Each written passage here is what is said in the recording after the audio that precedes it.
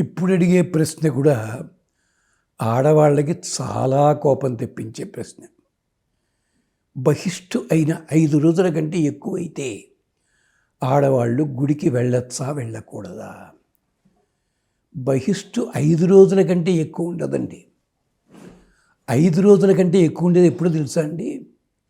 మొదటిసారి బహిష్టు అయినప్పుడు పిల్లలకి ఆంగ్ల పరిభాషలో చెప్తా ఓవర్ బ్లీడింగ్ అని ఉంటుంది. వాళ్ళకి 2-3 నెలల పాటు అలాగే వస్తుంది. వాళ్ళకు కొంచెం టైము. కానీ అది గనక బహిష్టపడం పద్ధతి లోపల ఉన్న వాళ్ళకైతే 3 రోజులు 4 రోజులు ఉంటుంది. 4వ రోజు అయిన తర్వాత స్నానం జరుగుతుంది. మరుసటి స్నానము. ఇది మొత్తము 5 రోజులు. అందుకని బాబు ఇలాంటి నియమాలు పాటించాలి. కనుక 5వ రోజుని అంటే మరుసటి స్నానం అయిన తర్వాత మారు స్నానం అంటారే, అయిన తర్వాత తప్పకుండా దేవాలయానికి వెళ్ళవచ్చును.